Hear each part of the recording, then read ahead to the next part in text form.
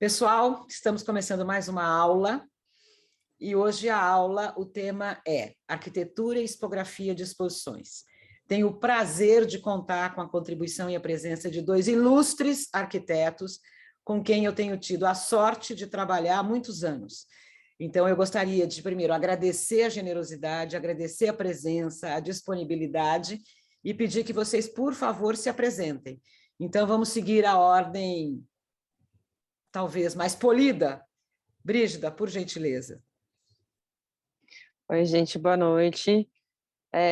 Bom, Brígida, como a Helena já me apresentou, sou arquiteta, trabalho aí em parceria com o Pedro, né, onde fiz escola também durante 13 anos, nessa área muito voltada para a cultura, para essa parte gostosa das exposições, essa dinâmica de a criação desse espaço lúdico, né? Então, é isso aí. Agora, então, se apresente, mestre. Bem, eu sou Pedro Mendes da Rocha, sou arquiteto e desde 1991, quando eu trabalhei com a Helena Curti na 21ª Bienal de São Paulo, fui mordido pela mosca de gostar muito de desenhar espaços expositivos. E fizemos muitas exposições juntos e vamos conversar com vocês sobre esse tema. Então, vamos lá, para começar. Eu gostaria que vocês um pouco revelassem um processo pelo qual o projeto de concepção espacial das exposições começa. Como é que é esse processo? Então, se vocês puderem colocar nas óticas de vocês, que são duas distintas provavelmente, como se começa esse projeto, que eu imagino que seja na interface, em primeiro lugar, com a curadoria. E mais do que isso, considerando o espaço onde a exposição vai acontecer, porque eu tenho a impressão, e sempre falo isso, de que vocês traduzem um conceito curatorial e um conjunto de conteúdos curatoriais para o espaço de tal sorte a potencializar a ideia, né? Quer dizer, e, de uma certa maneira, ajustar da maneira mais adequada, competente, eficiente, os conteúdos no espaço para a fruição do público. Então, eu queria muito que vocês contassem e revelassem aquilo que fica muitas vezes abstrato e não é transparente, fica no bastidor, como é esse processo pelo qual a arquitetura de exposições passa, para que eles possam entender, inclusive, quais são todas as ligações e as interfaces com todas as outras áreas que estão nesse momento envolvidas com o projeto. Muitíssimo obrigada. Vocês decidem quem começa. Brígida, por favor. Eu acho que o Pedro também pode começar, né? Eu acho que a concepção parte ali desse primeiro traço, dessa primeira ideia do arquiteto, né? De materializar o que é esse campo só de elementos, né? Então, eu tenho uma lista de coisas que eu quero expor, uma poética, às vezes uma narrativa, mas, né, como que surge essa primeira ideia para traçar esse espaço né, físico?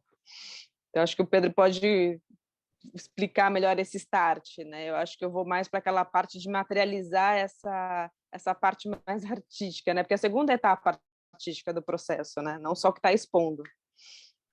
Não, eu acho que você falou muito bem.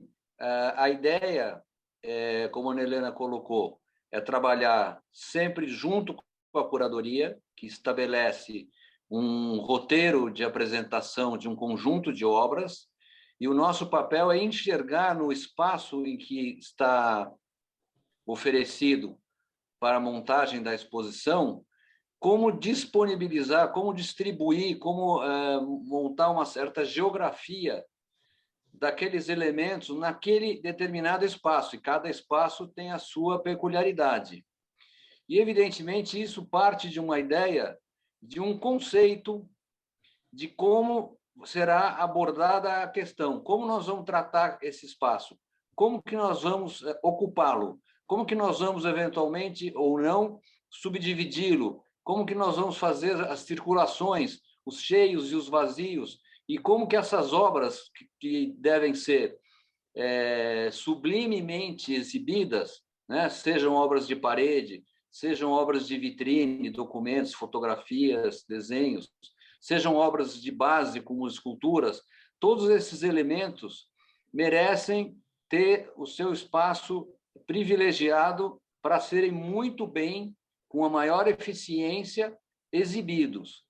E o espaço, essa ideia do desenho do espaço, que vai pensar esses suportes todos, as divisões, os painéis, as paredes, as bases, as vitrines, as cores que vão entrar ou não no espaço, como é que tudo isso dialoga com o circuito pré-determinado pelos curadores. E então é esse trabalho complexo de dar também para o espaço um caráter. Evidentemente, as obras de arte é que têm o protagonismo na cena. Elas é que são as estrelas, que devem ser mostradas de forma extremamente eficientes. Porém, o desenho do espaço ele tem também a sua lógica, a sua preocupação estética. No meu caso, no caso que a gente trabalha com a Brígida e com a equipe, é de procurar sempre uma síntese, um desenho do espaço expositivo que seja o mais conciso, não rebuscado, não burilado, não confeitado que nem bolo, mas um espaço que tenha um rigor. E isso tem que ficar claro para quem entra no espaço, que perceber que ali há uma intenção, há um desenho, há um rigor, porém, esse espaço está a serviço dos protagonistas, que são as obras de arte.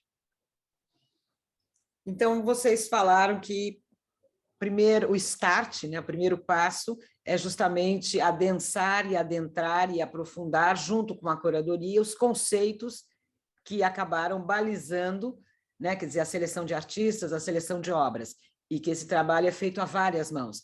Vocês vão traduzindo para o espaço os desejos, no sentido conceitual, que a curadoria traz, e que muitas vezes é uma curadoria de uma única pessoa, de um único profissional, e às vezes um conjunto de curadores, o que impõe, de uma certa maneira, uma negociação, porque o tempo inteiro deve ser feita uma negociação, aliás, com todas as áreas. Então, os primeiros agentes que acabam entrando no processo com vocês são os curadores ou o curador.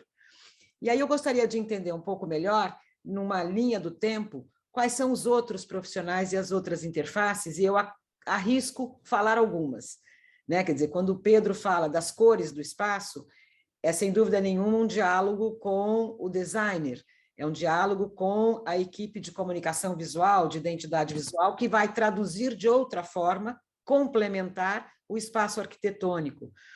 Quando vocês falam de fluxos, eu acho que nós temos um item que faz parte hoje do raciocínio de qualquer arquitetura, não só de exposições, mas arquitetura em geral, que é a questão da acessibilidade, que eu acho que é um tema absolutamente fundamental, né? Quer dizer, e a gente pensa em acessibilidade física, mas também tem outras acessibilidades que batem nos outros projetos que acabam compondo o projeto geral. A gente também tem uma outra interface, que eu imagino, que seja de museologia, né? Quer dizer, então, às vezes, tem uma indicação da curadoria, tem uma solução da arquitetura, mas tem um olhar da área de conservação e museologia para entender se a solução que está sendo pensada, os estudos que estão sendo feitos, vão ao encontro da necessidade de preservar a integridade das obras. Então, assim, a gente acaba aumentando muito esse número de agentes, esse número de profissionais e áreas do conhecimento, para que se vá a uma síntese que responda a todas as necessidades e a uma coreografia absolutamente homogênea. Então, eu queria saber se é desta forma, e sendo desta forma, ou há outros, né, quer dizer, profissionais, outros agentes que acabam entrando, e eu me esqueci de um agente importante, projeto de estrutura. Muitas vezes a gente tem obras que precisam de um projeto de estrutura para sua solução, ou porque são pesadas, ou porque precisam, de fato, de alguma coisa que mantenha a integridade. Então, eu queria um pouco que vocês falassem dessas outras interfaces que o projeto de arquitetura tem, inevitavelmente, antes de ser fechado definitivamente. Se eu posso falar, faltou uma fundamental também, que eu achei que você ia falar, que você é muito atenta, que é a questão da iluminação. Então, por não isso há uma exposição. Eu deixei em aberto para vocês nomearem, eu estou só dando spoiler. Não há Não é, Brígida? Não há exposição em que a luz não seja um elemento de protagonismo. Então, conversar com um profissional responsável pela luz é fundamental. Assim como você falou, o pessoal, a equipe, o profissional responsável pelas artes gráficas, pela comunicação visual, eventualmente reprodução de imagens. E a museologia... Áudio e vídeo, exatamente, fundamental. Hoje em dia, praticamente não há exposição em que não existam recursos audiovisuais, não é? E a museologia, como você falou, é fundamental. Eu recentemente estou fazendo um projeto de uma vitrine para um traje do Piolim, do palhaço Piolim. E a conservadora de têxteis recomendou que essa vitrine não fosse blindada, que essa vitrine tivesse aberturas para ventilação que ajudaria a conservação desse objeto. Então, é fundamental essa interface, essa conversa. E não só isso, a gente esqueceu de elementos importantíssimos, né? A produção que alinhava todo esse processo, todos esses profissionais, tem transporte, tem a manutenção envolvida, né? E tem o período da exposição, né? A gente precisa também pensar na manutenção, no tempo que isso vai existir, né? A estrutura que aquilo também vai, né? Que a Ana Helena mencionou, né? Que está por trás de alguma coisa diferente, porque hoje em dia a exposição é isso, ela é acessível e ela é para todos os públicos, né? É para pessoas que entendem tanto quanto os curadores que fizeram aquela pesquisa e são especialistas no assunto, mas o público iniciante, né? Infantil, as crianças. Então a gente precisa às vezes aproveitar de alguns recursos para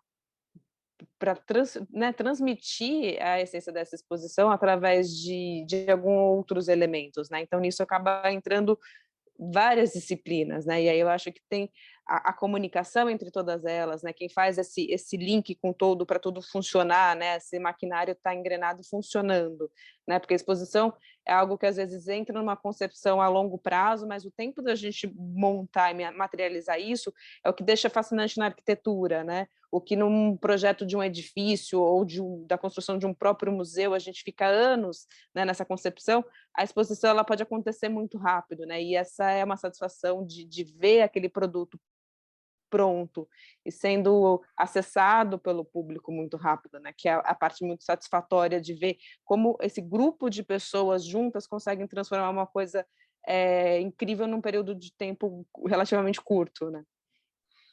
E faltou, você mencionou a questão da estrutura, né, Helena, que é muito importante, fundamental, e faltou a parte dos cenotécnicos, aqueles que vão construir o espaço que a gente projeta.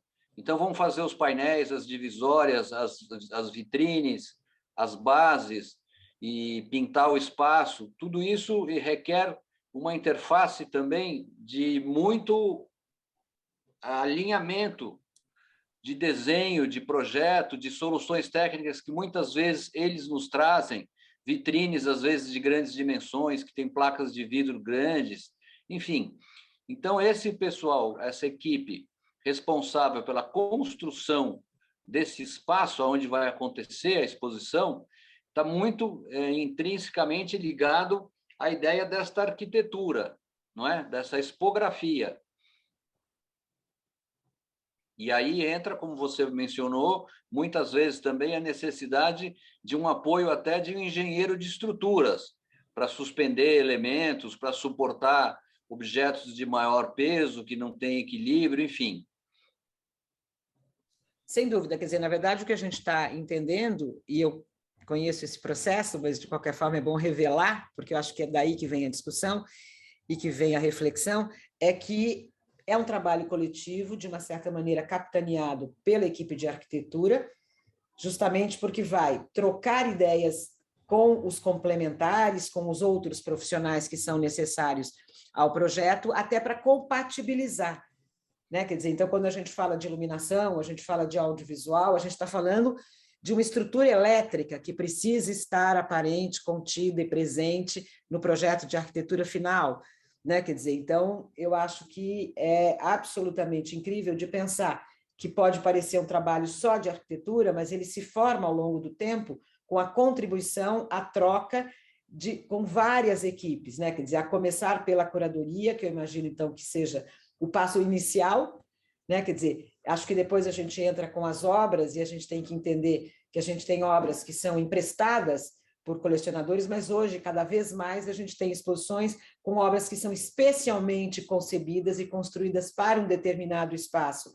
Então, eu imagino, assim como você citou a 21ª Bienal, e a gente vê que nas bienais a gente também tem um volume, uma escala de projetos especialmente concebidos e realizados para uma determinada edição da Bienal, nesse momento também é absolutamente fundamental a conversa com os artistas, porque às vezes são obras que sequer estão prontas, elas estão em processo, né? Quer dizer, mas elas precisam ter as suas necessidades contempladas num projeto de arquitetura, que muitas vezes pode parecer um trabalho de futurologia, quer dizer, não está pronto ainda, mas estará pronto um dia, mas eu tenho que antecipar no desenho arquitetônico quais são as necessidades que essa obra tem.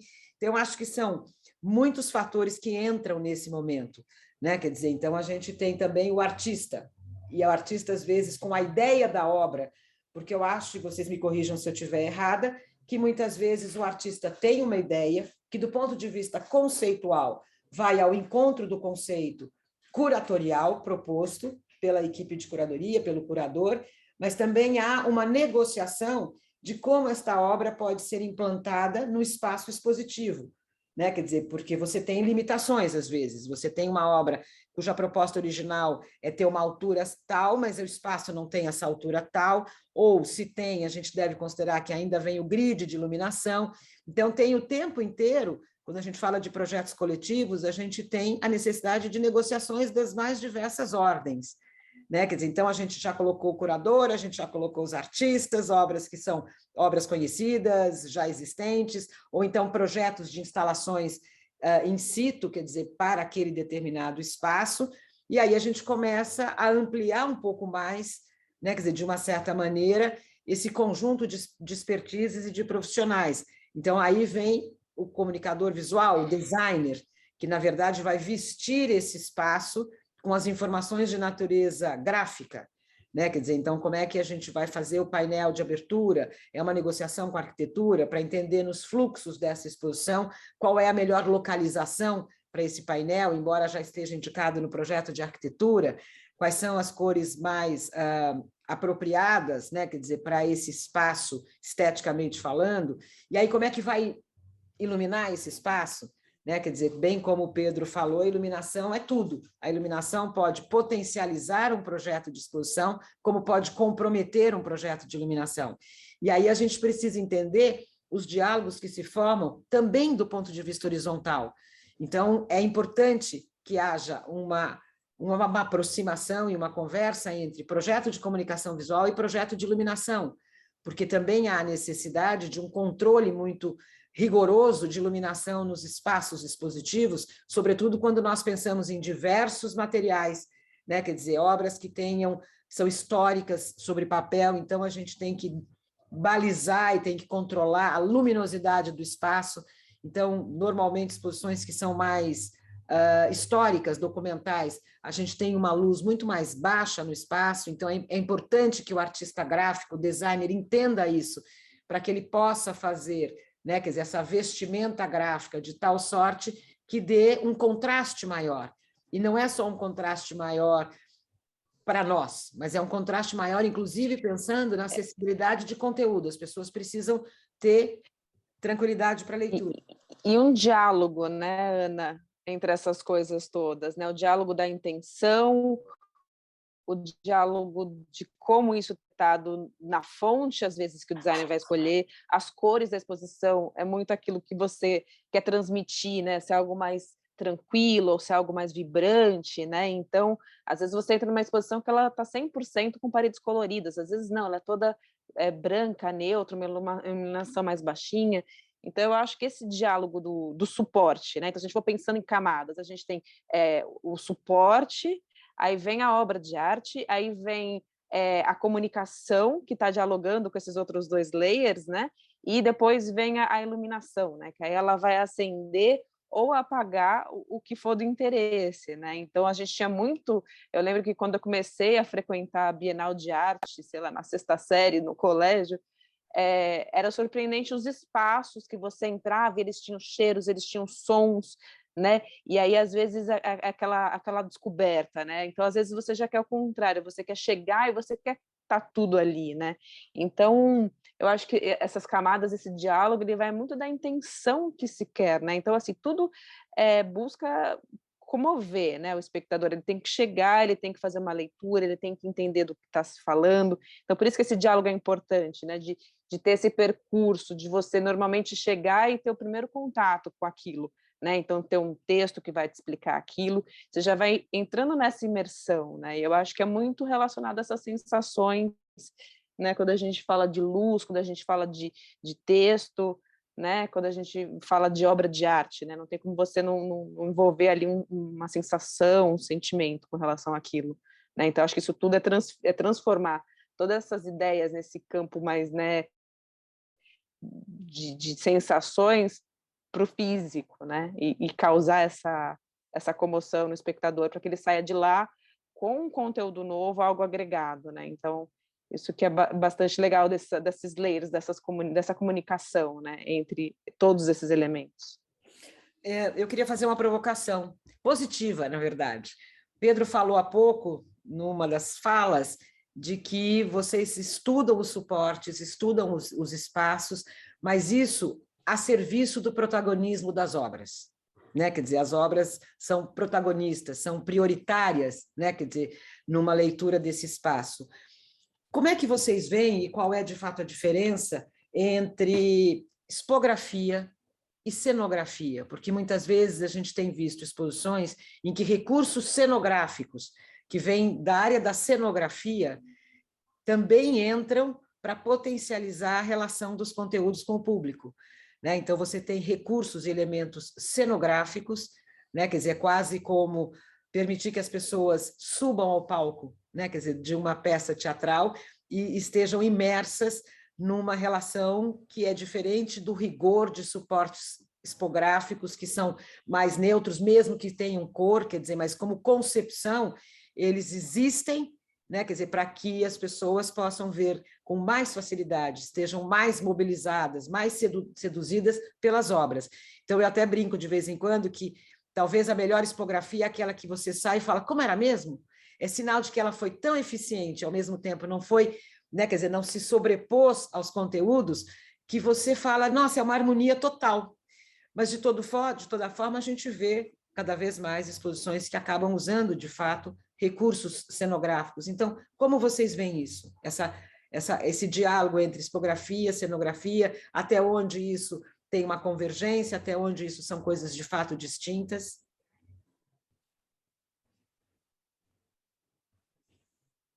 Bem, eu acho que o trabalho que eu desenvolvo é um trabalho eminentemente de expografia, não resvalando para a cenografia. Agora, existem situações, nós até já fizemos algumas experiências, em que você não está expondo obras de arte consagradas, mas está expondo algo intangível, imaterial, como é o caso das exposições que nós fizemos do Machado de Assis e do Oswald de Andrade. Então, nós estamos falando de personagens, de literatura, de histórias. Então, nesse momento, eu entendo que entra inexoravelmente a cenografia. Nós tivemos também a experiência de fazer com o Lino Villaventura, como diretor de arte, uma exposição na FAAP sobre a Chapada do Araripe, que tinha um caráter cenográfico, para falar de fósseis, falar da geografia do lugar. Tinha, inclusive, alguns jardins suspensos que representavam períodos, acho que são os paleontólogos lá, o Mesozoico, o Paleozoico, enfim, os períodos históricos da vegetação local da Chapada do Araripe. Então, é possível, sim, haver esse momento, mas nessa exposição, por exemplo, o que havia de objetos raros eram alguns fósseis que estavam em algumas vitrines, que, por decisão do Lino, tinham um desenho cenográfico.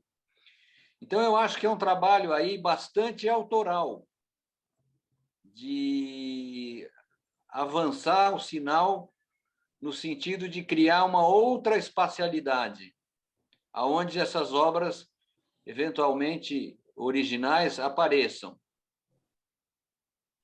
E talvez pensando nisso, quando você fala em cultura material, em objetos originais, em bens, né, bens culturais originais, e que eles por si falam uma parte, né, quer dizer, da história, mas é preciso recorrer a uma ambientação, a uma contextualização, talvez nesse momento seja a forma mais adequada de se fazer, recorrer, né, quer dizer, a determinadas soluções cenográficas para transportar, né, quer dizer, o espectador para um ambiente, para uma imersão que vai potencializar o sentido daquela peça original que lá está e que não dá conta do todo, do contexto, né, do cenário, do ambiente, da paisagem, muitas vezes. É isso? Nós fizemos juntos, lembra, uma exposição linda sobre o Circo Nerino, que foi o circo mais longevo da história do Brasil, de 1900 a 1960, se não me falha a memória. E aí nós reconstruímos, com todo o rigor da arquitetura do circo, nós reconstruímos um circo cenográfico com bastante rigor mesmo, de respeito aos elementos da sua arquitetura e da sua engenharia. E esse circo, com a sua arquibancada e o seu picadeiro, funcionou como um auditório onde aconteceram encontros muito interessantes. Então, há momentos em que há o caráter eminentemente cenográfico. Como é que você ia falar de um circo? Tinha uma série de fotografias que estavam expostas, ampliadas e colocadas num grande tapume, mas surgiu a ideia também de trazer esta ambientação, essa espacialidade. Além do que, nesse espaço, aconteceram vários números circenses de todas as categorias, circo contemporâneo, circo antigo, dança, mágica, palhaços, enfim. Então, isso, na verdade, a arquitetura estava a serviço de uma série de atividades, não só como algo para ser exposto e visto de forma passiva, mas a arquitetura estava a serviço de utilidades, de atividades que entretinham o público. Você quer comentar, Brígida? Acho que vou trazer um ponto hoje um pouco da atualidade, né? Eu acho que hoje em dia as pessoas elas procuram algo instagramável, né? Como que é? Instagramável. Essa palavra não é fácil, a gente precisa pensar. Isso! Não é fácil, né? Nasceu anterior aos anos 90, a gente já se enrola. Eu acho que as pessoas, isso, eu acho que também depende do que você está mostrando, né? Acho que a gente, primeiro pensamento que vem quando você fala de exposição é aquela exposição de quadros de obras famosas que é colocada uma do lado da outra e você vê com a mãozinha para trás, né? Eu acho que hoje em dia o público também espera algo, né? Então, como que colocar essas informações de um jeito rápido que a pessoa não precise passar tanto tempo lendo? Tem lá a informação, né? Então, hoje tem complementação de informação através de QR Code, né? Então, assim, eu acho que um pouco do que se espera da exposição muda um pouco, né? Então, você tem que ter ali um público infantil, de escola, que vai ter alguma, né? Então, assim, eu acho que tem novos recursos, né? Eu acho que desde que você procure passar a informação principal, que é o motivo e o tema ali da exposição, eu acho que alguns recursos, eles às vezes se fazem necessários, né, como suporte para esse espaço. O que eu acho que acabou acontecendo ao longo dos anos, e vocês me corrijam se eu estiver errada, é que talvez a gente tenha partido de exposições que eram mais contemplativas, né? Quer dizer, era uma relação unilateral, mais contemplativas, e a gente passa a entender o quanto se faz necessário a interação, né? Quer dizer, quando a gente abre a exposição, entra um agente novo, que é o público, e esse público precisa ser chamado a participar, né? Quer dizer, claro que não é transformar nenhuma exposição em parque de diversão, mas, de uma certa maneira, é, de fato, utilizar, né? Quer dizer, as linguagens e os recursos do seu tempo, né? Portanto, do tempo atual, e você incorporar isso para as exposições, na medida do possível, é claro. Sim, como na arte, na literatura, né? A gente tem uma evolução, né, da arte, enfim, eu acho que o suporte ele vai muito sempre a serviço da arte, né? Então, se a própria arte está se transformando, o suporte, que seria a exposição, ele também tem que acompanhar, né? Não tem muito como fugir disso. E, às vezes, fica claro a gente perceber isso na medida em que muitas exposições hoje em dia, quer dizer, claro, antes da pandemia, agora a gente tem visto poucas exposições, mas a gente voltará a ver com certeza, mas a gente consegue perceber que os espaços arquitetônicos e expositivos incorporam cada vez mais áreas de convivência.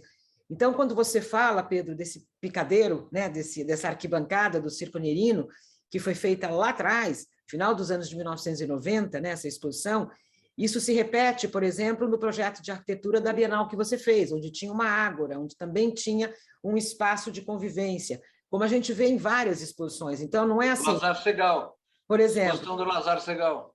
Por exemplo, né, quer dizer, do Lazar Segal, no Sesc 24 de Maio. Então, assim, não é mais aquele é o espaço da educação, esse é o espaço da exposição, esse é o espaço... Não, essas coisas passam a serem integradas, elas se integram cada vez mais, no sentido de experiência. Eu acho que a grande palavra que surgiu, né, quer dizer, nos últimos anos, e que isso faz diferença, é a tal da experiência, que vai no limite dos espaços instagramáveis, né? Quer dizer, qual é o momento da exposição, ou quais são os momentos da exposição em que espaço, conteúdo, recursos acabam fazendo com que o público tenha uma identificação, né? Quer dizer, com aquilo como resultado, e aí passe a postar nas redes sociais, porque aquilo é uma experiência tão relevante, uma experiência tão inédita, que no fundo é isso. Quais são esses espaços que provocam no público o desejo de levar para eles? Como eles não podem levar, eles podem se documentar nesses espaços e eles podem divulgar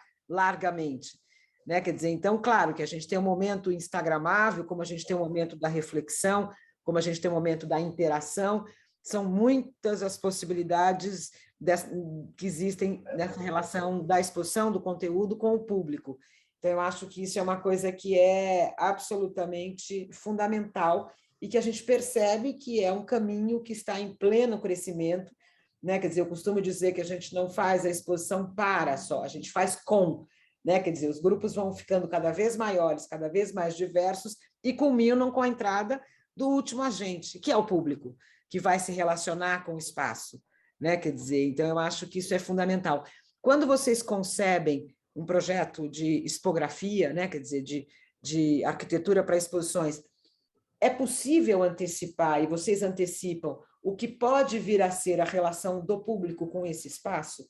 Né? Quer dizer, vocês têm essa clareza daquilo que pode funcionar mais ou menos? Porque eu acho que é sempre uma proposta, né? Quer dizer, e que quando a exposição abre, a gente vai checar essa hipótese, checar esse projeto.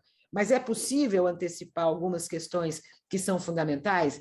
Então, assim, eu imagino que umas sejam óbvias, né? Você tem um espaço que é um espaço fechado, que é um espaço que tem uma experiência, por exemplo, 3D, né? Quer dizer, onde a pessoa tem que colocar um óculos, hoje em dia, com essas técnicas, ou mesmo quando não era tão tecnológico, mas aí você precisa entender qual é o limite de público para dar o conforto da experiência, seja ela qual for. Quer dizer, tem algumas coisas que vocês conseguem antecipar?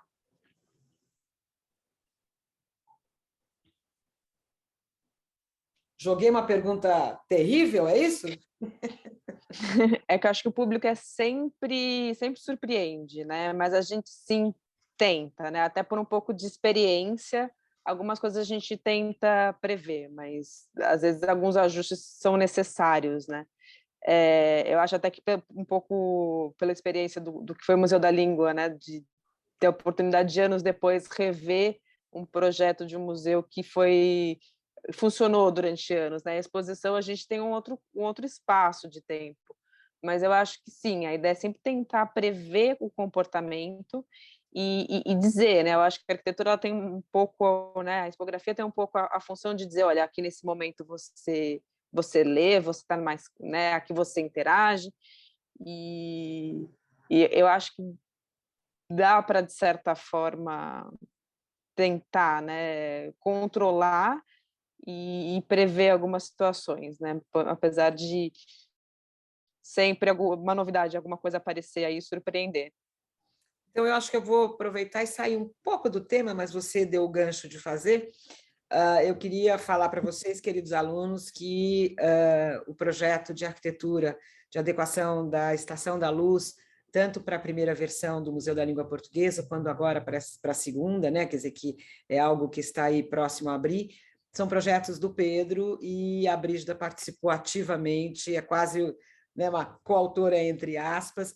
Então, já que vocês falaram de museus e sei que vocês fizeram vários projetos de museus, eu queria saber quais são as diferenças na relação com os outros profissionais, porque eu acho que quando vocês fazem um projeto como o Museu da Língua Portuguesa, a interface de vocês é justamente com profissionais de expografia, profissionais, né, quer dizer, outros profissionais, vocês não estão no papel de arquitetos de expografia, de museografia, de suporte, mas estão na interlocução, porque isso tem que estar rebatido, né, quer dizer, no que o projeto de arquitetura vai oferecer, até para dizer isso sim, isso não, sobretudo, e eu já vou dar mais uma puladinha fora do tema, sobretudo quando a gente está falando de espaços tombados, que tem uma série de limitações na relação com o próprio espaço, considerando legislação, soluções arquitetônicas. Então, de fato, como é vocês passarem do papel de arquitetos de expografia e passarem a ser arquitetos do edifício, se relacionando com o arquiteto que vai ser responsável pelos suportes expográficos?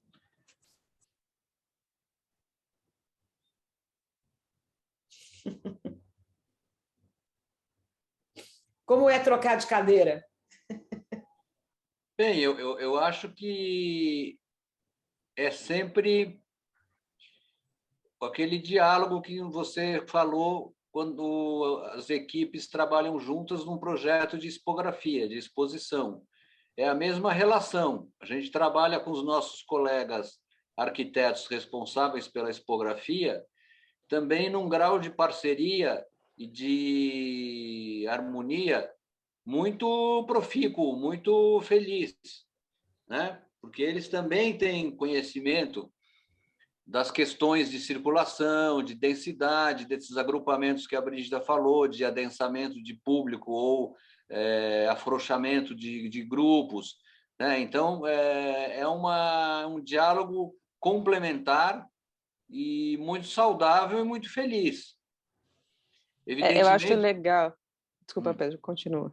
Não, evidentemente a nossa preocupação, o nosso foco, e na primeira vez que a gente fez o Museu da Língua, nos foi dito claramente que nós não faríamos a expografia para não desviarmos a atenção do tema principal, arquitetura do edifício tombado, como você bem disse, e eu achei correto, achei certo, achei importante essa distinção de duas equipes, que são colegas, são parceiros, são trabalhos complementares, né? Isso só soma, isso só enriquece, isso só traz melhoria para a qualidade do projeto. E eu acho bacana que a gente, né, você perguntou de tentar antecipar reações do público. Eu acho que nessa situação a gente entra também tentando antecipar eventuais necessidades que a gente teve em alguns espaços expositivos, que muitas vezes, é isso que você comentou, se utiliza de espaços que eram previamente, tinham outras funções, né, às vezes residências de imperador, enfim, N funções, e se torna um espaço expositivo. Então, na hora que a gente está concebendo uma coisa, a gente vai pensar na questão do ar-condicionado, a umidade, o tratamento da umidade, do que a gente vai expor ali dentro, e elementos simples, né? Tomadas, a gente tem um espaço de exposição temporária, então a gente precisa fornecer insumos que a gente mesmo né, utilize, recorre, às vezes a gente precisa, né, fazer uma instalação provisória para algumas exposições, né? Então, tudo tem um dimensionamento, tem uma previsão, né? Então, quando você está do outro lado fornecendo isso, então você começa, né, buscar ali das experiências anteriores o que isso pode, né, o que você pode antecipar, né? O que pode acontecer aqui futuramente de exposições nesse espaço, né? Então, é realmente uma experiência muito legal, porque é um privilégio fazer esse espaço, né? Preparar algo que você vai deixar ali para o seu colega que vai vir depois e montar uma exposição e falar: nossa, eu acho que esse espaço ele permite essa flexibilidade de trabalho, né? Então é tudo, né? Desde do forro, como que você está pensando aquilo, enfim, é um outro lado muito bacana, assim, é um recompensador, se você pensar que você está provendo um espaço para o outro trabalhar, né? Não, e também eu acho que é importante destacar que quando vocês fazem um projeto de arquitetura, de adequação de um edifício para uma utilização cultural, artística, são decisões, é como dar nome para filho. Uma vez dado o nome, ele vai ser chamado por esse nome para sempre. Então, tem coisas que são de natureza definitiva. Não é uma solução de expografia, né? Quer dizer, que você tem uma temporalidade e que isso depois se desmonta e isso vira outra coisa. São decisões que devem ser tomadas e que vão ter que servir por um longo espaço de tempo.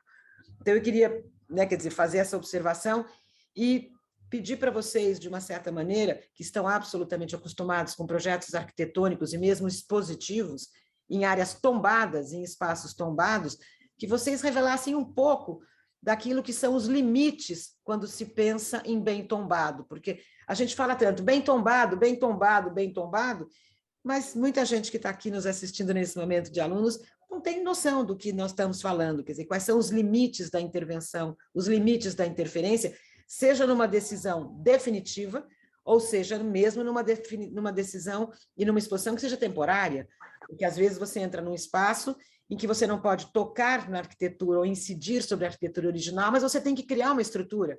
Muitas vezes não tem a estrutura de elétrica necessária, não tem aquilo, quer dizer, queria um pouco que vocês falassem rapidamente, só para eles terem uma ideia do que são os desafios e as dificuldades nesse sentido.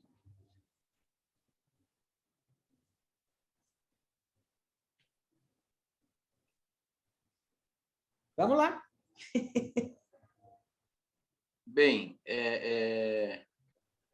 eu acabei de desenvolver um curso em que a gente discute exatamente isso, quer dizer, quais são os limites das intervenções possíveis nos edifícios tombados. Nós temos algumas diretrizes gerais, muito gerais, como a Carta de Atenas, por exemplo, e as diretrizes do IFAM e do CONDEFAT e do DPH, que são os órgãos, respectivamente, federal, estadual e municipal de proteção ao patrimônio. Porém, essas leis não são imutáveis, não são intocáveis, não são inegociáveis. Os próprios técnicos dialogavam muito conosco, no caso do Museu da Língua, por exemplo, e ajustamos soluções que, a princípio, fugiriam desses cânones, desses rigores da lei. Foram possíveis alterações que transgrediram as próprias definições dos órgãos de preservação. Então, também essas diretrizes não são sagradas, elas são negociáveis e discutíveis. O que se costuma dizer sempre é que o que vale, e aí é algo bastante subjetivo, mas o que vale é a qualidade do projeto. E a gente vem construindo, a partir de exemplos exitosos, como o Museu do Louvre, como o British Museum, como o Sesc Pompeia, como a Pinacoteca do Estado, como o Sesc 24 de Maio, enfim. Nós vamos construindo a partir de uma série de ações, de execuções de projetos que tiveram êxito, vão construindo um conjunto de regramentos, na verdade, de diretrizes, quase uma jurisprudência, de você poder apontar projetos em que houve sucesso, houve êxito. Olha como aquela solução foi interessante, foi adequada, foi ousada, mas teve êxito. Então, eu vejo um pouco por este caminho. As experiências que tivemos com os órgãos de preservação foi sempre muito abertas, muito de diálogo e muito levando-se em consideração a qualidade do projeto. Agora, de qualquer forma, quais são os limites? Quer dizer, quando você está num lugar, num espaço que é tombado, seja ele nas 3 instâncias, como você mesmo falou, em 1 ou 2, isso não importa, você tem limites. Quer dizer, qual é o limite de não interferência na arquitetura? Não pode furar, não pode pregar, não pode... Tem algumas coisas que a gente sempre tem que levar em consideração para não colocar em risco, sobretudo em exposições temporárias, porque se cada um que chegar lá quiser dar um passinho adiante, ao longo do tempo, quer dizer, esse espaço pode ter algum prejuízo. Não, você está falando do espaço uma vez ele restaurado e ele consolidado. Aí sim. A gente tem muitas exposições em edifícios, a gente tem muitas instituições culturais em edifícios históricos tombados. Aliás, a gente tem muitos, né? Não, então, é isso que eu queria te dizer. O que eu falei das transformações é quando se está pensando um projeto que vai virar uma obra. Uma vez o projeto realizado, o edifício restaurado, aí sim, aí entram essas determinações, essas limitações que você está colocando. Não se pode pintar as paredes, não se pode pregar, furar, tem que respeitar e construir instalações, suportes de forma totalmente autônoma em relação à arquitetura, não é? Nós fizemos, lembra a exposição do próprio Oswald de Andrade que eu mencionei, e nós conseguimos autorização dos 3 órgãos de preservação para instalar um luminoso que indicava a exposição e saía pela janela da Estação da Luz, como se fosse um hotel.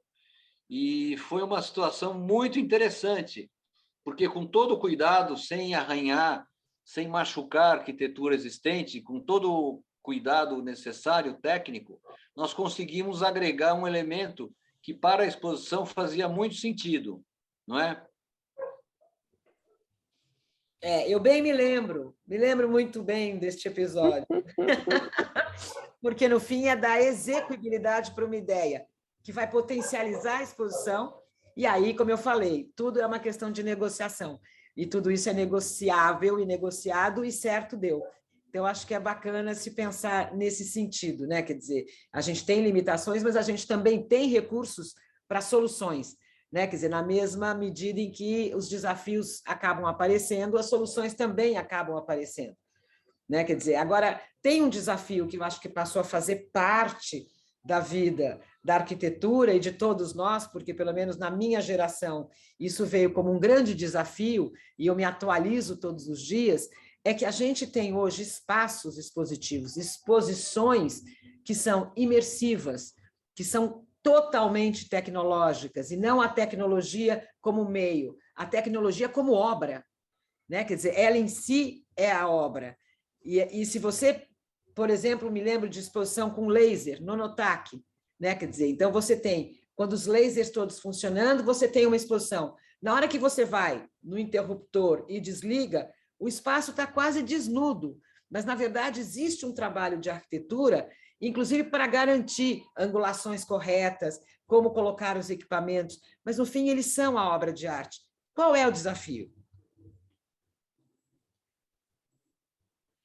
Eu acho que isso entra muito a questão do respeito ao edifício, né? E que eu acho que é isso. Se amanhã a gente fala, bom, isso aqui não vai ser museu, vamos devolver o patrimônio, como então isso devolve intacto. E muitas vezes, quando tem instalações como essa mesmo que você mencionou do Nonotac, eu lembrei da de Porto Alegre, que tinha um saguão enorme, que era ali onde acontecia a agência do banco, então tinham colunatas, tinha mezaninos, todos com adorno. E a obra deles é super minimalista, só de luz, normalmente espaços completamente sem luz, para que tenha momentos de completo escuro e às vezes bem iluminado. E nessa exposição tirou-se partido da arquitetura, né, histórica, e não de uma arquitetura criada para a exposição, né? Não foi um espaço que você concebeu para falar, olha, isso aqui vai ser uma exposição. Era uma agência de banco, né? E é um edifício que é lindíssimo, tem tudo a ver com a história ali da cidade, do local, e aí fez essa conexão com a arte, né? Então, tem momentos que a arte tira a partir do lugar onde ela está sendo exposta, né? Então, me fez lembrar também a exposição nos próprios edifícios da Bienal, né? Do Pavilhão das Culturas Brasileiras, que ele tem um edifício icônico que você aproveita daquilo para colocar ali dentro da exposição, né? Então, eu acho que é muito uma relação de respeito ao espaço onde você está, né, ali trabalhando e entendendo a importância dele.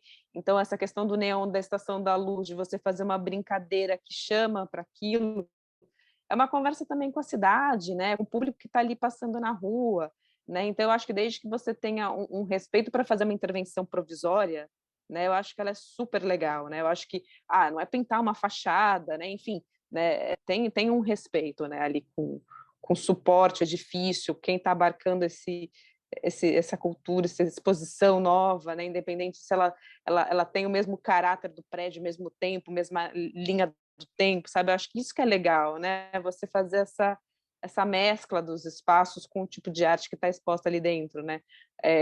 Projetar nesse mesmo espaço foi feita uma pista de skate anos atrás, né? Então, isso que é o legal desse diálogo da conversa da arquitetura com a expografia e com a arte. Não, sem dúvida. Eu fico pensando assim como para nós da área da produção é um desafio cada vez maior entender, né, quer dizer, essas exposições que são absolutamente experiências imersivas, com linguagens multimídia, com recursos tecnológicos impensáveis há décadas atrás. Eu acho que também é um desafio para a expografia, na medida em que, inevitavelmente, a gente tem a interface com aqueles absolutos especialistas que têm o domínio dessas novas mídias e das novas linguagens, porque isso precisa estar incorporado e alinhado com todos os outros, né, quer dizer, profissionais que se envolvem com o projeto expográfico. Então, quando eu brinquei há pouco de apagar o interruptor, a exposição deixa de existir, porque a obra era composta por fachos de luz de neon, né? Quer dizer, então, aí você, quando apaga, você fala, meu Deus, onde está a arquitetura? Ela está, e é incrivelmente fundamental que ela esteja, mas aí que ela não tem protagonismo nenhum, né? Quer dizer, ela está absolutamente, né? Quer dizer, no bastidor. Diga, Pedro. Não, eu queria dizer que esses projetos, eles pedem uma outra arquitetura e eles transformam essa arquitetura, né? Então, é um momento diferente eu não sei nem se caberia falar em expografia, é eminentemente arquitetura. Com certeza. Quer dizer, nesse momento, é arquitetura. Você tem a arquitetura do edifício e a arquitetura do espaço expositivo, mas que não se caracteriza como expografia na medida que ela não aparece, né? Quer dizer, ela é absolutamente presente para que o espetáculo aconteça, para que a imersão aconteça, para que a obra aconteça, mas ela não tem materialidade, na verdade, nem visualidade para quem vê.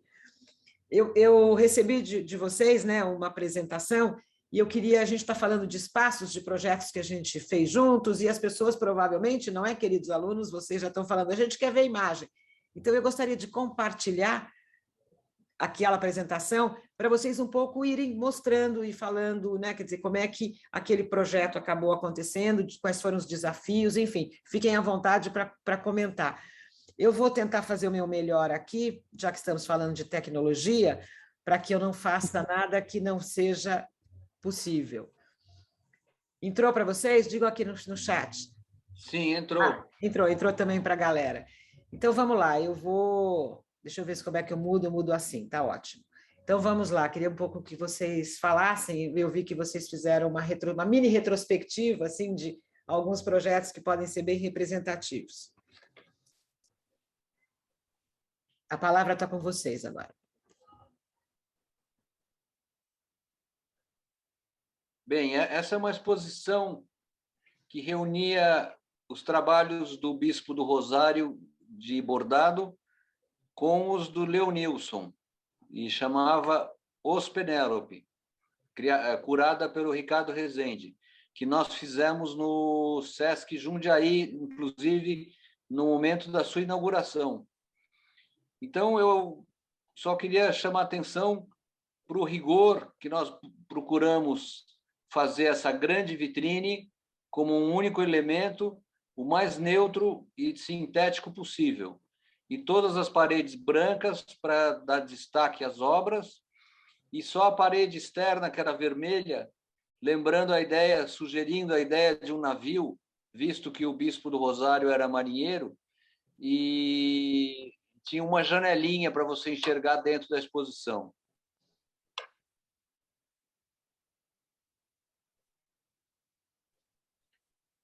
Acho que pode passar. Você quer dizer alguma coisa, Brígida? Acho que não, Pedro. Acho que pode ir passando. Então, essa é uma outra vista, né, da exposição. E essa imagem acima aqui, essa que está na parte de cima, ela é uma área, é uma ágora, é algo de convivência já? É um espaço feito para o educativo. A pedido do Sesc, tinha esse carrinho que levava materiais de pintura, de papéis, tintas e pincéis, e nós construímos essa arquibancada dividida em 3 módulos. Se vocês prestarem atenção, tem 3 módulos que podia ser desaparafusado um do outro e ganhar um outro arranjo. Mas era a ideia de poder reunir o grupo de visitantes, os alunos da escola, e o professor fazer uma preleção, o orientador de público fazer uma preleção para esse grupo.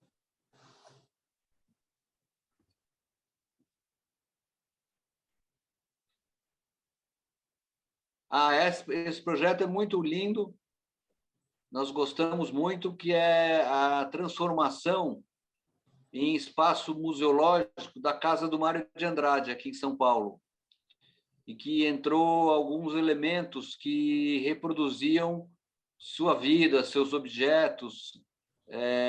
Nós fizemos aqui à esquerda, vocês veem, tinha uma máscara mortuária, tinha um terno que sobrou, que na verdade acho que era do irmão dele, que estava exposto ali, e nós tiramos o fundo, tinha uma estante com fundo de madeira e atrás uma parede linda, com uma pintura decorativa muito linda. Então nós tiramos o fundo da estante e transformamos a estante num espaço expositivo, com os desenhos da casa, com as fotos de viagem do Mário, com reprodução de cartas, enfim. Acho até que é bacana, né, chamar a atenção, e tem ali um detalhe de uma das imagens, onde você tem uma vestimenta gráfica, né? Quer dizer, você às vezes usa de recursos gráficos para potencializar algum conteúdo, e às vezes também pela dificuldade da inexistência ou dificuldade de cultura material que dê conta disso. Então, na verdade, recorrer a conteúdos que vão estar na arquitetura ou na expografia, mas usando de suportes distintos e linguagens distintas, né? E é importante lembrar também que esse é um exemplo de uma expografia permanente, né? Esse é um museu e não é uma exposição temporária. Aí nós fizemos na fachada essa silhueta do Mário, que está em preto aqui nessa imagem inferior, e fizemos esse totem. Opa, perdão, é não, o que para fazer live ao vivo. Não, eu queria que eu não tenho como assinalar, meu mouse não é legível, mas nós fizemos um totem de chapa metálica que aparece aqui na segunda foto, que é inferior, da esquerda para a direita, é isso, exatamente. Isso. Era um totem de sinalização da casa. Né, que você destaca o negativo da silhueta, né? Bem bacana. Exatamente.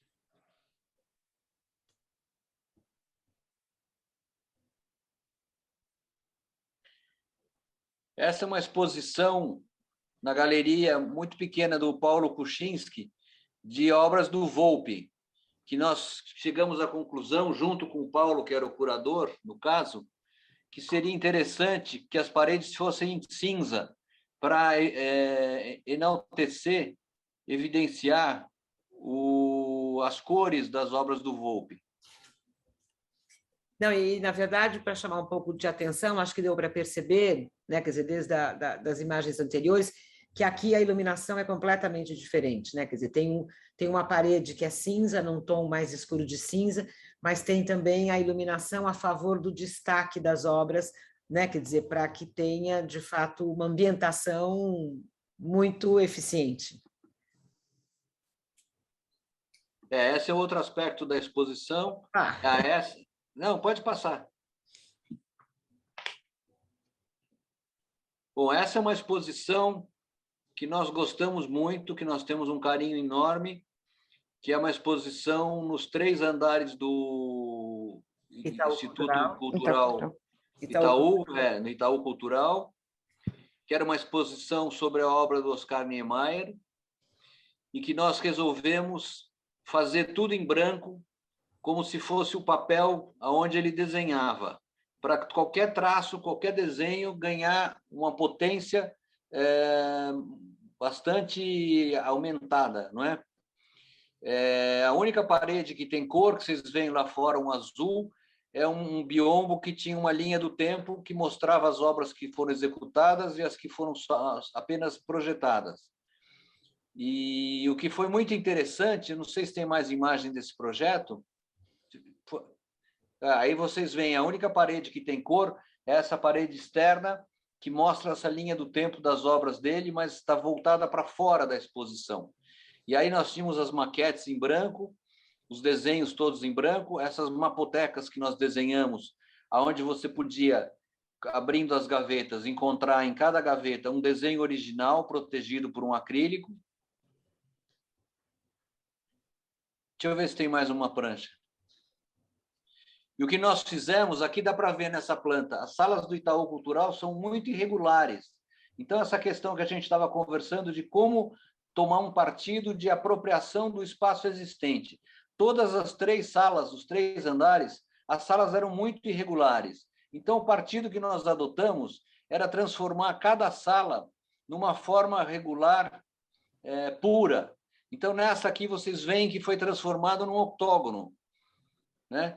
E esse octógono, ele tinha umas mapotecas que você nas paredes que você abria e encontrava os desenhos.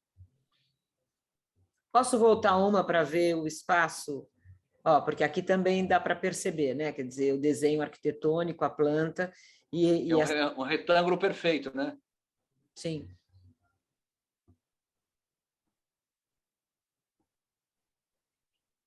Volta só um pouquinho, por favor, Helena, que tem aqui tem esse corte aqui que aparece esse hominho com a mão. Vocês veem o desenho das mapotecas, das gavetas, e um plano inclinado onde os desenhos dentro das vitrines, porque tratava-se de desenhos originais, jamais expostos, que pertenciam à Fundação Oscar Niemeyer, que eram os desenhos todos feitos de próprio punho do Oscar Niemeyer. Pode avançar, por favor.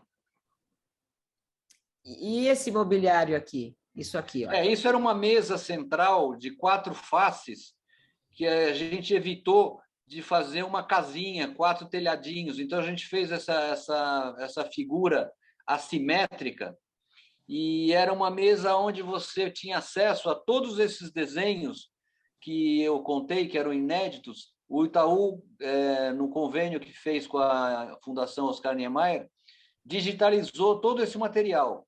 Então, você podia se sentar aí e procurar clubes, casas, hotéis, edifícios residenciais, enfim, e visitar e pesquisar esse acervo digitalizado. Aliás, vale lembrar uma coisa que eu sempre comento e que não comentei aqui, que muitas vezes o uso de tecnologia, e nesse caso, né, essas mesas têm tecnologia, são fundamentais para ampliar o conteúdo quando no espaço você não consegue acomodá-lo. E é um pouco que eu me lembro, à época, né, quer dizer, do desenvolvimento do projeto do Museu da Língua Portuguesa, que era exatamente isso, quer dizer, a tecnologia era meio, porque era o meio de levar para dentro da instituição e do espaço, né, quer dizer, conteúdos que de outra forma não poderiam aparecer. Né? Quer dizer, então, essa é uma das funções da tecnologia, que não ela em si a obra, né? Quer dizer, mas ela em si o suporte a partir do qual você consegue expandir os conteúdos, potencializar os conteúdos.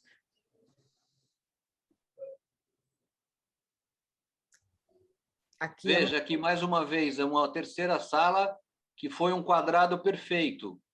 Nós fizemos um desenho tal, evidentemente desperdiçando um pouco de área, porque a exposição não era tão grande, mas esse rigor do espaço era com o sentido de diminuir informações.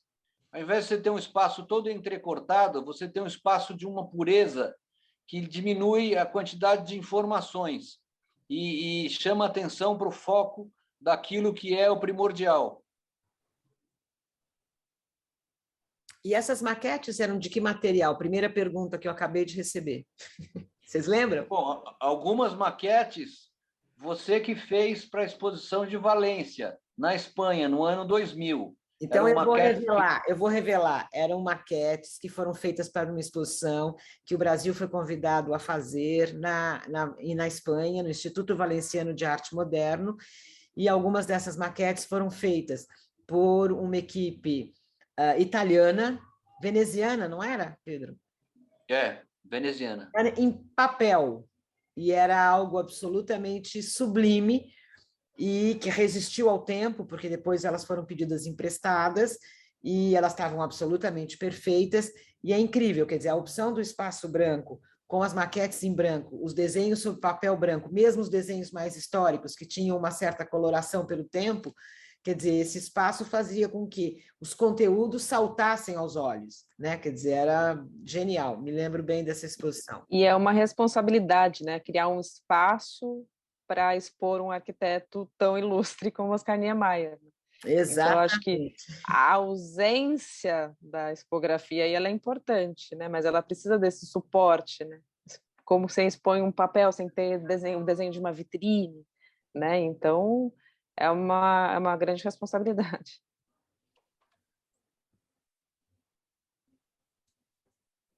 Essa é outra exposição também muito, muito querida, que nós fizemos no Instituto Moreira Salles, do Rio de Janeiro, sobre a obra do Fellini. E aí nós criamos essas estruturas de andaimes, pensando um pouco nos bastidores do cinema, no backstage, né? Então, eram vitrines feitas com andaimes revestidos de madeira MDF sem tratamento algum. E eles estão perguntando se sempre com obras originais ou com reproduções.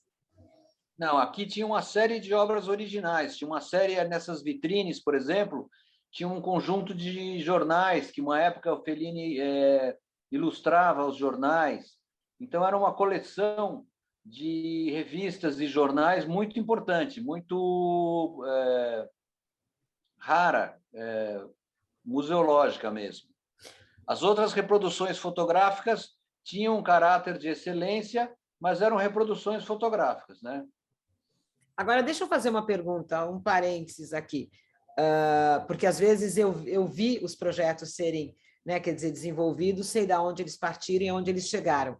Quando você fala que a opção por andaime, por uma estrutura aparente, por madeira sem nenhum tratamento, e que era um pouco a ideia dos bastidores e da infraestrutura, né, quer dizer, ao redor do set do cinema, né, do espaço cinematográfico, vocês acham que isso fica aparente para o público? Quer dizer, essa opção, que é uma opção de raciocínio, que tem uma ligação e um alinhamento muito forte com o conteúdo, quer dizer, Fellini cinema, e aí, porque eu estou achando incrível, né, quer dizer, desvendar, né, quer dizer, o ponto de partida da arquitetura, sabendo que cada um de nós, e quem está nos assistindo aqui, os alunos, cada um vai fazer a sua interpretação, mas tem o ponto de partida, que é a opção da arquitetura, né, da expografia. Então, acho bem bacana você revelar isso, né, quer dizer, qual é o sentido da escolha do suporte, dos materiais, né, quer dizer, então eles estão aparentes, você vê a estrutura como se você tivesse, de fato, num set de filme, de filmagem, né? Sim, o negativo de um cenário. Eu acho que o público percebe, sim. é sensível, a comunicação é direta. Eu não sei se tem mais uma foto que a gente fez até as cadeirinhas. Olha lá, as cadeirinhas de cinema, que eram para assistir Diretor, os filmes. né? As cadeirinhas de diretor, que era para assistir o vídeo. Então, você sentava nessa cadeirinha, e que está voltado para cá, passava um vídeo sobre o Fellini. E sempre eu acho bacana, quer dizer, eu estou vendo que para além da planta baixa, que é essa aqui de cima, não é isso? Aqui vocês já colocaram também um estudo de elevação, que na verdade é a disposição dos conteúdos nos painéis, né? Quer dizer, nos respectivos painéis. Isso se chama elevação, é isso? Isso, exatamente, elevação. E essa... a diagramação de todos os elementos para orientar a montagem, primeiro para saber se cabe, segundo para seguir o roteiro que o curador determinou. É isso que faça sentido, né? A leitura faça sentido, que seja harmoniosa essa composição, né? Então, tudo isso é feito anteriormente. Então, cada coisinha desenhada na sua dimensão, é pensado numa altura ideal para você conseguir ter a leitura de tudo, né? Então, tudo é pensado anteriormente, né? É projetado na sua minúcia para lá na hora da exposição você não perceber, né? Na hora que você percebe, pô, mas isso aqui está muito para baixo, é porque saiu algum erro, sabe? Então, acho que a gente tem tenta fazer essa previsão antes, né? Para que tudo saia certinho na montagem. Então, deixa eu fazer uma pergunta de uma experiência que também tivemos juntos. Às vezes, a gente faz a exposição para um primeiro espaço e essa exposição terá várias itinerâncias. Então, eu me lembro mais recentemente de uma exposição com curadoria do Rafael Fonseca, chamada Vai e Vem, que acabou sendo inaugurada em São Paulo, foi a primeira inauguração, e ela acabou circulando pelos outros centros culturais Banco do Brasil, a saber, Brasília, Rio de Janeiro e Belo Horizonte, que são edifícios muito distintos um do outro. Qual é o desafio para a expografia quando você tem que pensar numa exposição cujo conteúdo é o mesmo e ela deve circular por espaços tão distintos? Quando há a concepção do primeiro espaço, já há, de uma certa maneira, sabendo quais são os outros espaços, uma compatibilização, ou pelo menos um raciocínio com relação aos outros espaços, de tal sorte que não tenha que diminuir o número de obras porque não cabe, ou aumentar o número de obras porque o espaço é mais generoso. Qual é esse desafio quando se leva uma exposição para vários espaços distintos?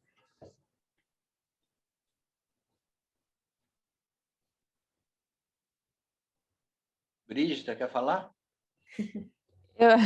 Eu acho que quando ela vai ter essa itinerância, alguns casos a gente já sabe que ela vai acontecer, e aí muitas delas, essa, por exemplo, é organizada por núcleos, então a gente tenta levar o núcleo e adaptar onde precisa dessa geometria. Então vai ter uma projeção, então onde seria essa linha da projeção, né? Alguns casos não, né? Você falou de itinerância, eu lembrei que a gente fez o Brasil Brasileiro no próprio CCBB São Paulo e depois levou para o Chile, né? E aí a gente refez, né, a lista do que iria para lá, para ter uma exposição que tivesse a identidade da primeira, né, mas que ela fosse uma adaptação, né? Então, eu acho que quando a gente tem essa ideia de que vai acontecer isso, a gente já tenta organizar por esses grupos, né, por esses núcleos, e levar. E aí eu acho que vai muito da identidade também da exposição, né? A cor, eu acho que faz esse link, né, mais forte, e essa organização por núcleos, né? Mas sim, às vezes tenta-se fazer uma organização para a itinerância. E aí um comentário mais de produção, mas que tem a ver diretamente com o projeto de arquitetura e de tipografia.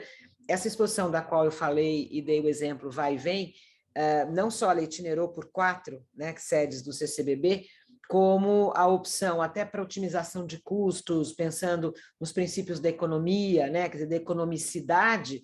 Muitos dos elementos que foram concebidos para a primeira exposição, portanto, em São Paulo, viajaram junto com as obras e com a exposição, né? Quer dizer, então, as bases, as vitrines, quer dizer, para evitar a reconstrução, quer dizer, então, isso também, de uma certa maneira, foi um desafio, né? Porque se a gente pensar no espaço do Centro Cultural Banco do Brasil em São Paulo, é um espaço com salas verticais, é um prédio com 5 andares.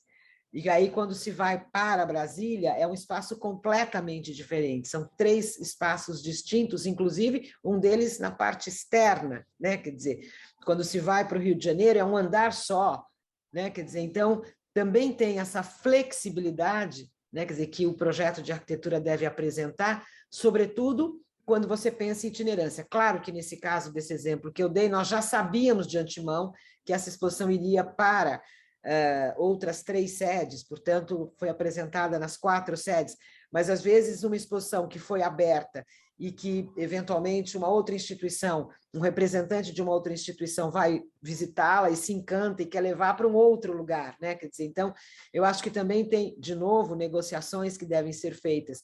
E é muito interessante, pelo menos da minha experiência, do que eu me lembro, e vocês têm muito mais experiência do que eu, muitas vezes não foram necessárias retiradas de obra e nem adições de obra, pelo menos no caso, né, quer dizer, de vai e vem, ou mesmo da exposição do Aleijadinho, que também percorreu, né, quer dizer, 3...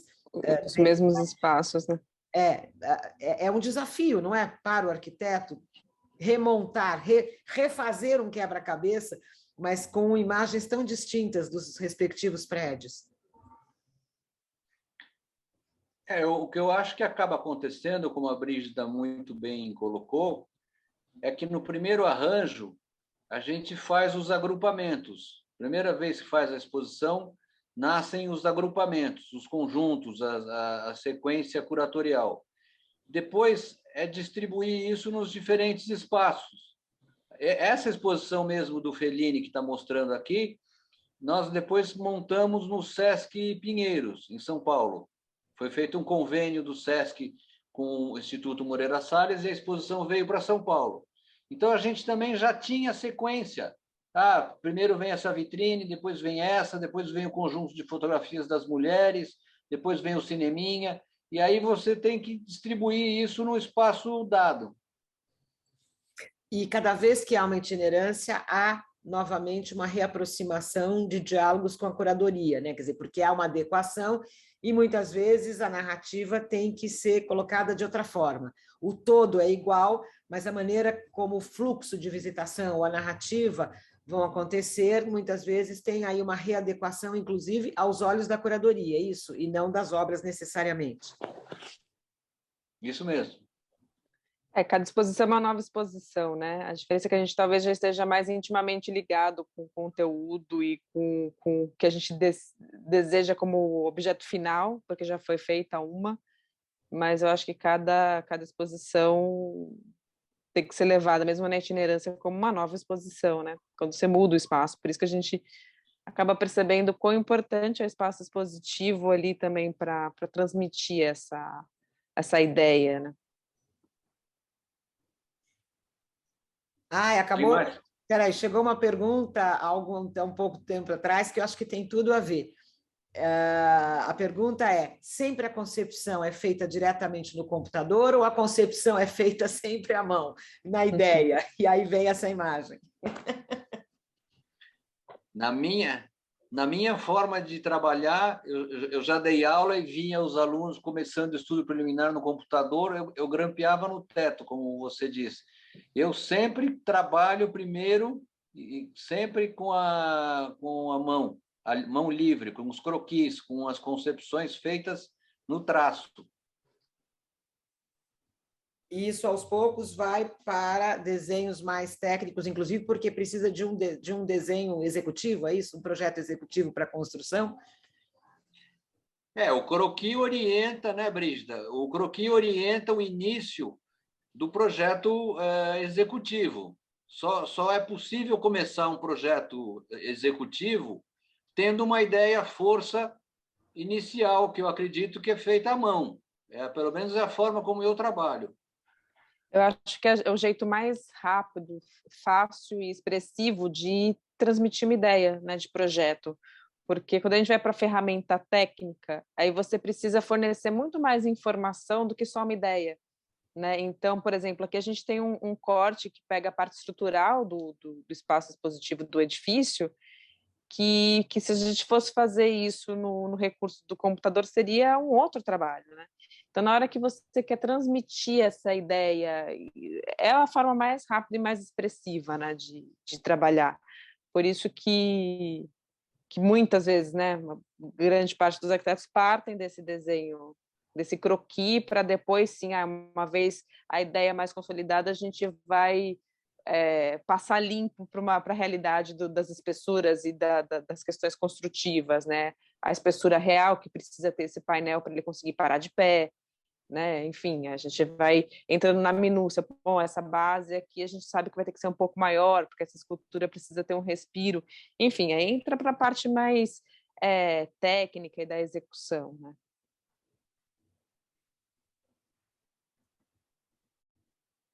Ah, aqui aconteceu isso, né? Quer dizer, tem a ideia, que é esse desenho com alma, né? Esse desenho que traz todo o espírito da ocupação do espaço, e de repente a gente vê a mesma Isso, exposição, né?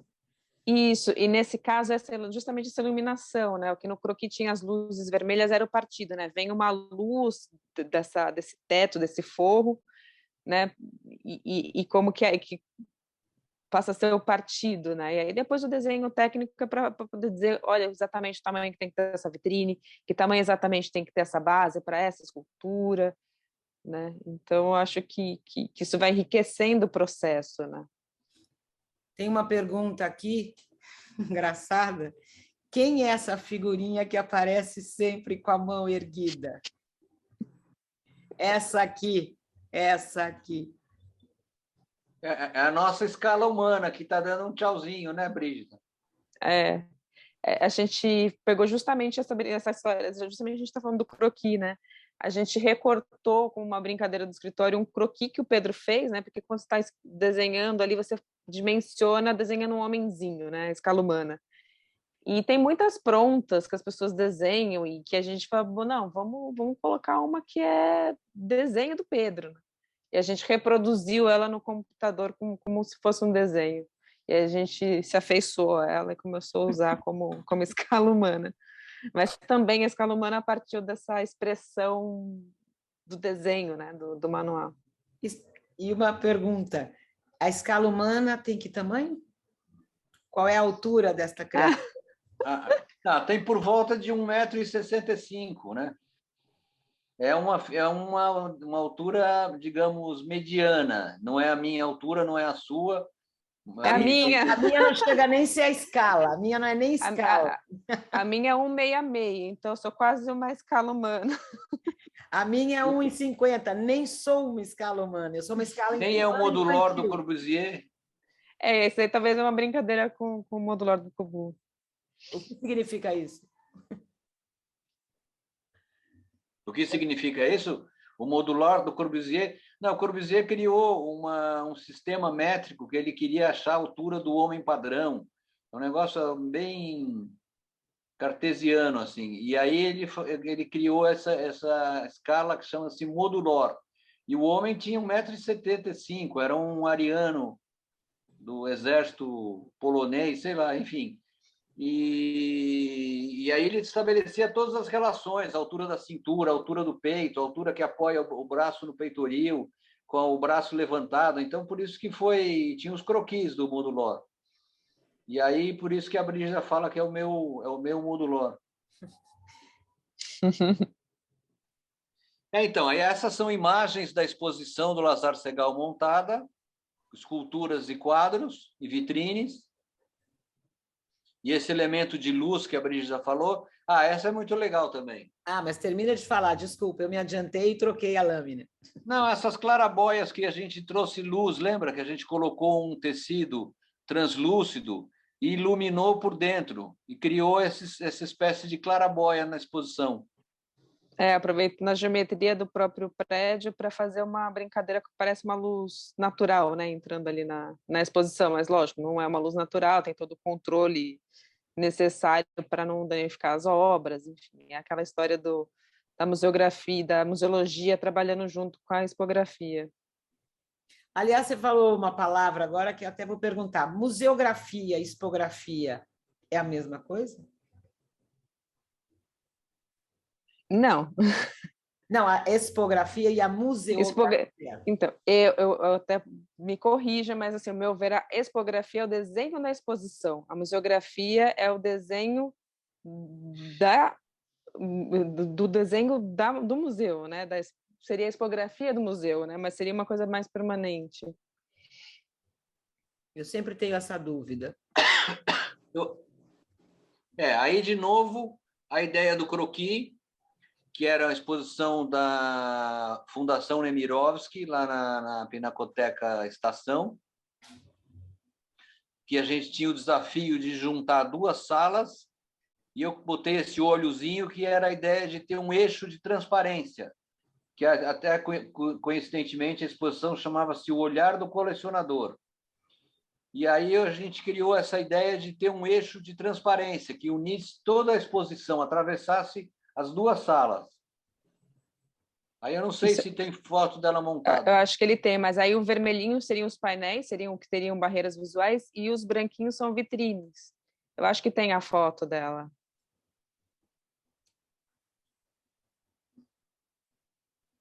Essa segunda foto, né? Consegue ver esse eixo. Isso. Ah, tá. Então passa por esse eixo e você tem uma transparência que dá essa unidade dos 2 espaços, é isso? Essa é a ideia, uma costura através de um eixo visual que atravessa todos os painéis. Todos os painéis têm uma janela que o seu olhar atravessa.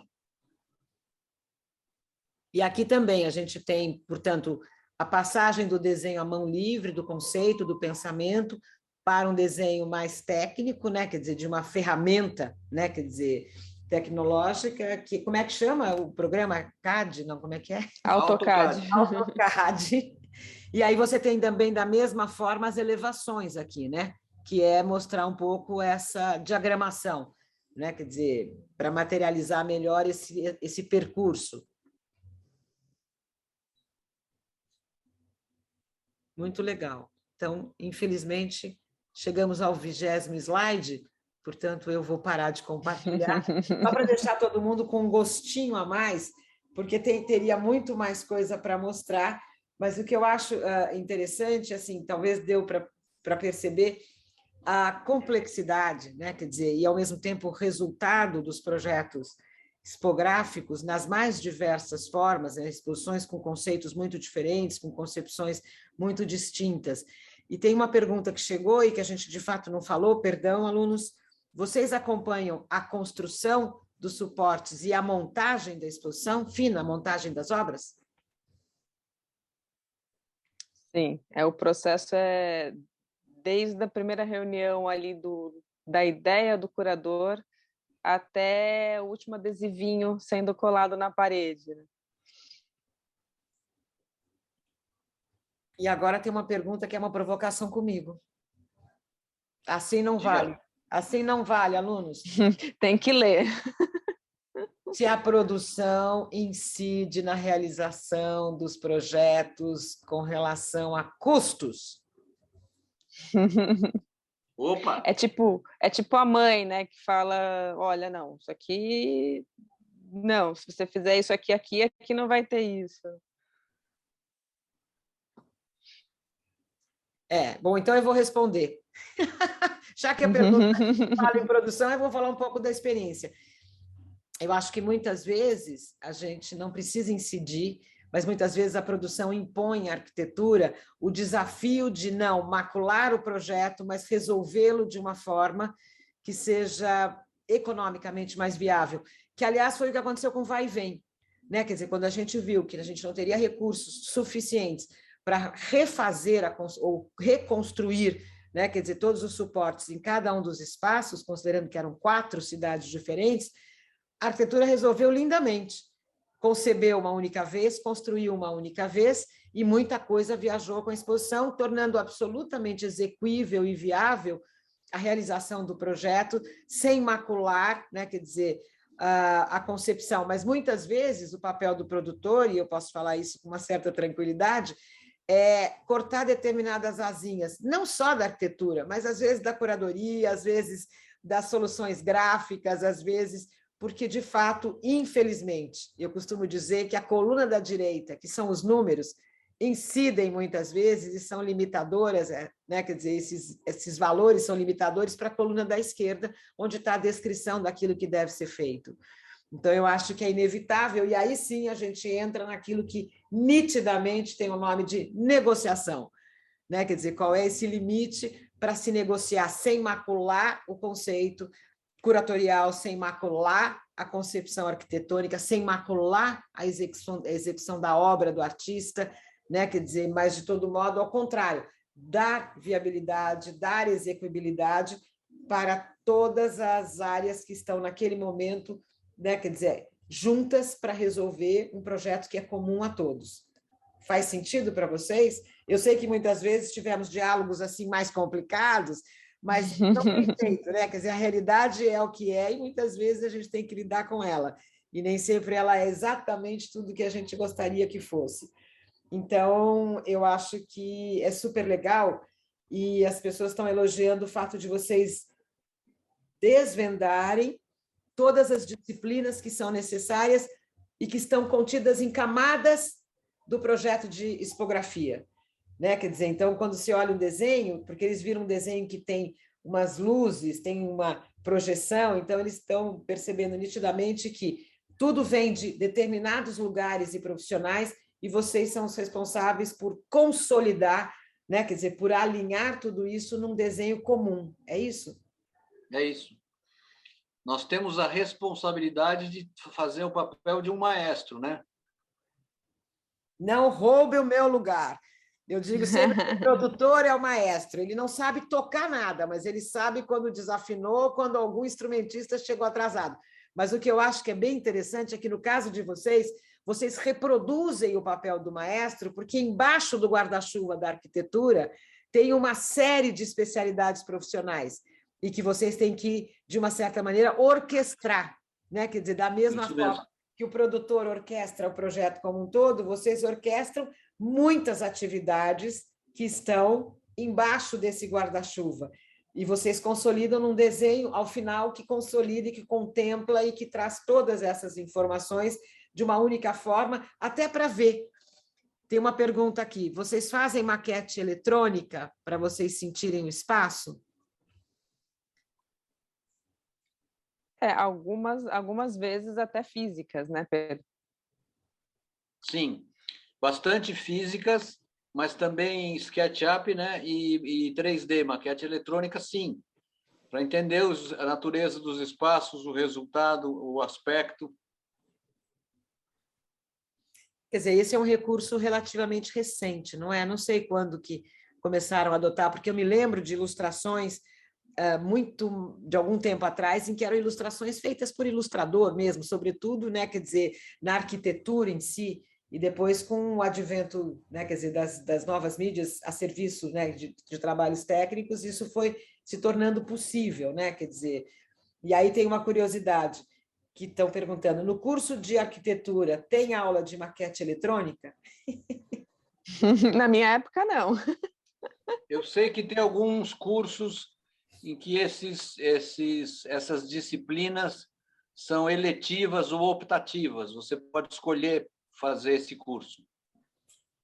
Mais uma agora na sequência. E para fazer maquete eletrônica, tem que ser arquiteto ou basta ter as orientações do arquiteto e o domínio da ferramenta? Eu acho que é o número 2. Nós já tivemos um colaborador muito competente que não tinha feito curso de arquitetura e trabalhava segundo nossa orientação e trabalhava muito bem, né, Brígida? Sim, eu acho que a ferramenta ela é bem específica, né? E como a arquitetura também é, né? Então, muitas vezes você soma dois profissionais para chegar nesse resultado, né? Um que domina a ferramenta e um que domina a arquitetura. Incrível. Eu tenho algumas outras perguntas, mas que vocês foram respondendo na medida em que vocês foram falando dos projetos e a gente foi se provocando mutuamente.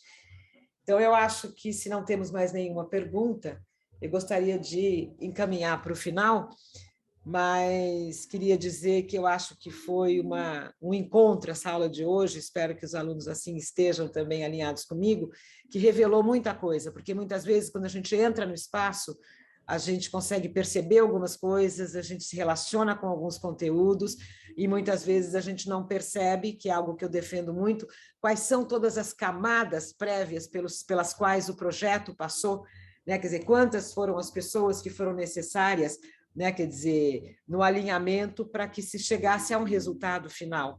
Então, eu acho que, de uma certa maneira, a gente conseguiu fazer uma visão geral, né? Quer dizer, uma passagem geral de processo para as pessoas entenderem, quer dizer, qual é o papel do arquiteto para exposições, e a gente, né, quer dizer, de uma certa maneira falou para a arquitetura pura e difícil, né, na medida em que a gente podia explorar um pouco mais vocês não fizeram só o Museu da Língua Portuguesa, nem o Pavilhão das Culturas Brasileiras, tem aí um número bem extenso de espaços tombados históricos que passaram a ter função cultural e uma ocupação cultural, e que vocês tiveram o privilégio, e a gente também o privilégio, de assistir o trabalho de vocês. Então, eu acho que, de uma certa maneira, foi muito rico esse encontro, eu espero que para vocês, alunos, também, que vocês tenham curtido muito, mas eu acho que a gente revelou mais um pedaço, né, quer dizer, dos bastidores, né, quer dizer, da organização de uma exposição e mesmo da área cultural, a partir dos exemplos que vocês trouxeram e da discussão que a gente teve. Então, eu acho que vale, de novo, eu abri assim e fecho assim, super agradecer o tempo de vocês, a generosidade de vocês, o compartilhamento de experiências e de conteúdos que vocês têm, e que a gente possa repetir isso muitas vezes e que a gente desdobre isso em muitas opções, e que os alunos, alguns aqui, se encantem com a área e que, né, quer dizer, se envolvam de outra forma. Alguns são só espectadores, outros nem tanto, outros já têm alguma atividade profissional, outros têm bastante. Então, eu acho que a gente conseguiu falar para todos eles, né, quer dizer, de uma maneira muito objetiva, trazendo isso. Então, queria muito agradecer e queria que vocês falassem as últimas palavras de vocês. Eu que agradeço o convite, também foi muito bacana revisitar alguns projetos, falar um pouco dessa experiência, né, e que é um trabalho que eu gosto muito, eu tenho muito prazer em fazer, e é super bacana dividir isso, e eu acho que, se todos os que estão aqui assistindo forem para as exposições com outro olhar, né, além daquilo que está proposto, eu acho que o objetivo já foi alcançado. Então, obrigada pelo convite e a presença aqui de todos. Bom, eu também queria agradecer, é sempre um prazer falar sobre a nossa experiência de trabalho, que eu acho que, com o maior prazer, eu gosto de dividi-la com o público jovem, o que puder contribuir para a formação dessa galera jovem, estou à disposição. Então, fiquei muito contente, gostei muito da nossa conversa e espero que a gente repita. E eu espero que, assim que a gente ultrapassar esse momento pandêmico, que essa sugestão que a Brígida fez de vocês visitarem exposições de outra forma, que esse momento chegue logo e que essa conversa tenha sido transformadora. Estamos ansiosos. Ansiosos pelo retorno. Muitíssimo obrigada. Eu agradeço mais uma vez e agradeço a galera que aqui está, e a vida continua e o curso também. Muitíssimo obrigada. Um beijo para vocês. Tchau, tchau. Um beijo. Tchau, obrigado. Tchau.